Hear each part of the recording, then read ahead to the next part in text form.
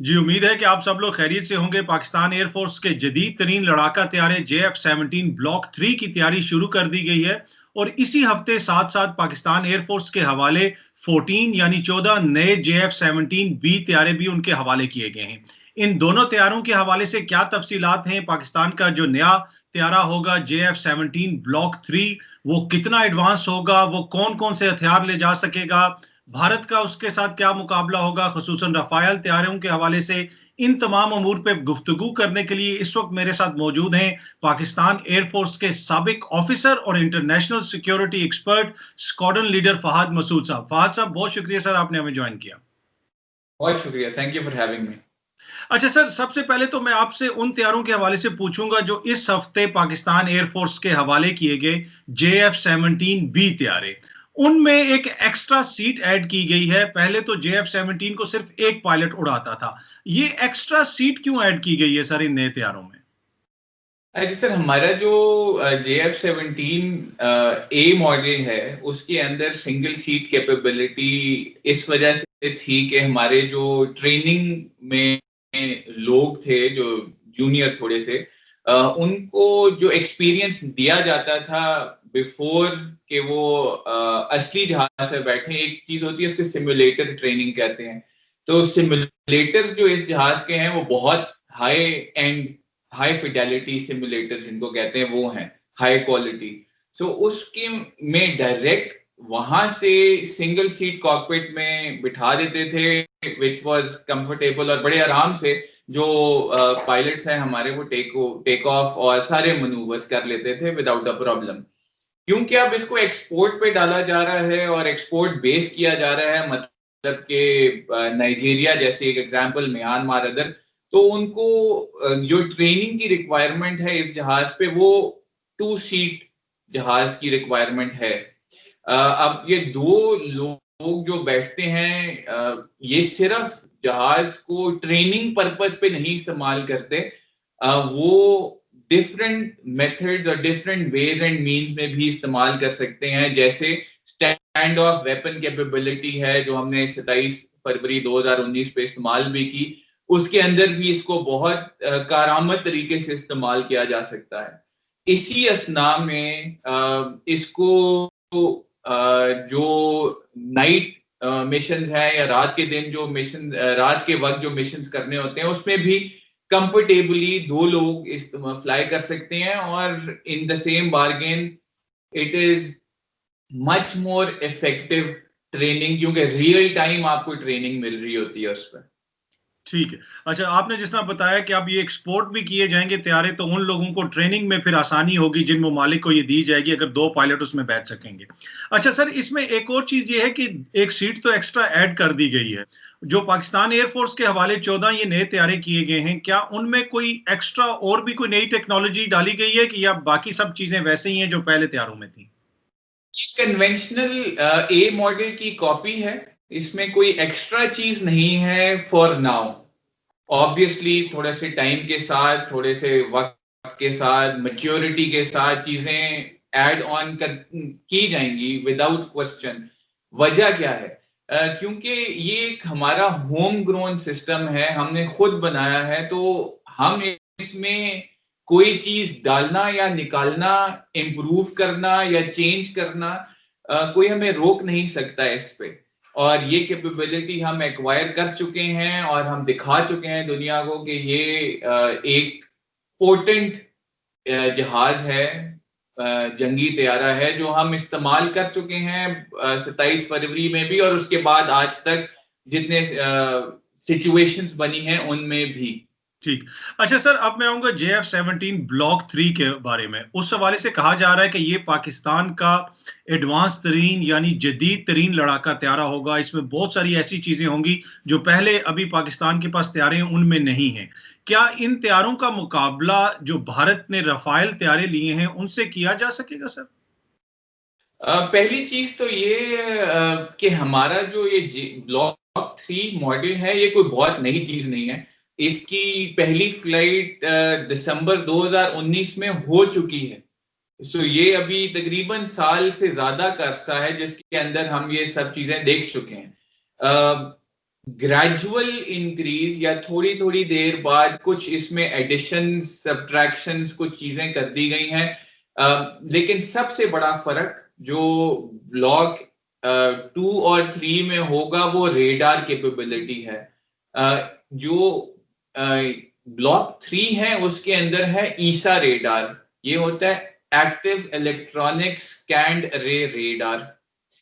इसके और conventional radar या जो फायर कंट्रोल रेडार्स हैं उसके अंदर सबसे बड़ा फर्क ये है कि इसकी जो रेडार प्लेट है सामने वो मूव नहीं करती। कन्वेंशनली जो प्लेट होती है वो जिस डायरेक्शन पे देखना होता है उस डायरेक्शन में प्लेट मूव कर रही होती है।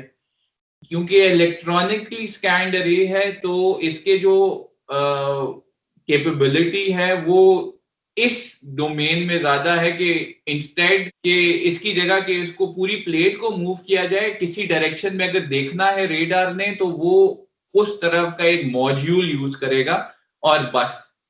इसके अलावा इसी रेडार से आपके जो स्कैनिंग रेंजेस हैं for a fighter type target जो तकरीबन 5 मीटर स्क्वायर का जहाज है जिसका रेडार क्रॉस सेक्शन, उसको ये 200 किलोमीटर तक देख सकेगा। इसी असना में इसी सिचुएशन और सिनेरियो में जो आपकी दूसरी कैपेबिलिटी है जिसको राफेल हमारे जो ईस्टर्न बॉर्डर पे दोस्त अहबाब हैं वो कहते हैं कि वो बेहतर है। एक तो ये ईसा रेडार है वो आपने इस KLJ-7A के साथ नेगेट कर दिया, लेकिन जो फायरिंग कैपेबिलिटी है या फर्स्ट शॉट कैपेबिलिटी है या पहले कौन फायर कर सकता है अपना वेपन या मिसाइल, वो PL-15 के साथ उसके मीटियोर को नेगेट करेंगे। क्योंकि एक नई चीज है जो इस राफेल जो इन्होंने एक्वायर किए हैं ये इनसे भी नया जहाज है और नई टेक्नोलॉजी। जैसे हम समझते हैं मूर्स लॉ के लिहाज से कि हर साल टेक्नोलॉजी इंप्रूव करती है और लीप्स एंड बाउंड्स इंप्रूव करती है। तो इसी सिचुएशन में जो आपके पास वेपन है air to air BVR beyond visual range air to air weapon capability वो भी बेहतर हो जाएगी और हमारे इस खित्ते में इससे बेहतर जहाज नहीं होगा इस पूरे सिचुएशन के लिहाज से। एक क्वेश्चन जो बार बार उठता है कि क्या ये जो हथियारे हैं पाकिस्तान के ये सिर्फ रवायती हथियार लेके जा सकते हैं? हम दवा भी ये करते हैं और उम्मीद भी ये करते हैं कभी जरूरत तो ना पड़े, लेकिन क्या ये हथियारे जो ब्लॉक 3 है ये गैर रवायती या जिसको न्यूक्लियर वेपन कहते हैं, जोहरी हथियार कहते हैं, वो भी ले जा सकेगा, वो भी फेंक सकता है? बिल्कुल, जैसे मैंने पहले कहा कि ये एक ऐसा जहाज है जो हम खुद तैयार कर रहे हैं JF-17, तो हम इसमें कोई लिमिटेशन अपने ऊपर नहीं रखेंगे और जब खुदा ना खास्ता जैसे आपने कहा जरूरत पड़े तो वो वाला गैर रवायती रंग भी आपको ये जहाज जरूर दिखाएगा। ठीक। अच्छा सर, जब कोई प्रोजेक्ट डेवलप किया जाता है, ऑब्वियसली आपने भी जिक्र किया कि 2019 में भी इसकी एक फ्लाइट हो चुकी है, तो खित्ते की सूरत-ए-हाल को देख के, सिक्योरिटी की सूरत-ए-हाल, आने वाले चैलेंजेस को देख के उसको डेवलप किया जाता है।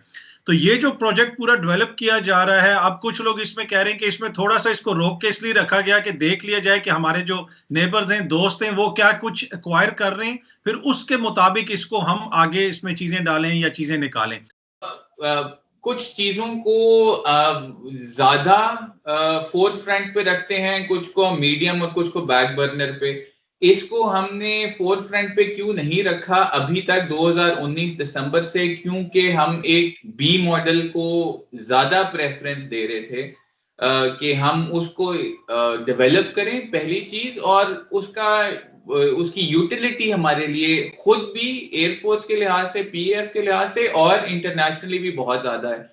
ये नहीं है कि हमने जो ब्लॉक 3 है उसको रोक दिया था किसी और वजूहात के बिना पे, लेकिन हमने ये जरूर सोचा था कि जितनी जल्दी हो सके बी मॉडल और उसके बाद जितनी जल्दी हो सके इसकी ब्लॉक 3 की सीरियल प्रोडक्शन भी की जाए। तो एक्सटर्नल फैक्टर कोई नहीं। है इसके अंदर। कब तक ये तैयारे पाकिस्तान एयरफोर्स के हवाले कर दिए जाएंगे और इनको ऑपरेशनल होने में कितना अरसा फिर लगेगा? ऑपरेशनल होने का तो मसला बिल्कुल भी नहीं है, हम जिस तर्ज पे मैं देख रहा हूँ इसको, बिकॉज हम ब्लॉक 1 ब्लॉक 2 ये सारे पहले ही चला रहे हैं। ब्लॉक 3 आ जाएगा, हमारी कैपेबिलिटी और इनहैंस हो जाएगी, बेहतर हो जाएगी।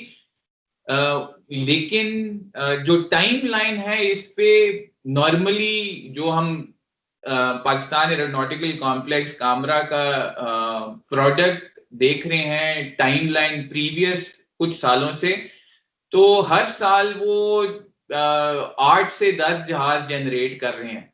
सो अगर हम चाहते हैं तो मेरे ख्याल में पहले क्वार्टर में इस जहाज को हम मे बी 6 मंथ्स हम इस जहाज को एयरफोर्स में इंडक्ट होता हुआ और ऑपरेशनल होता हुआ देखेंगे।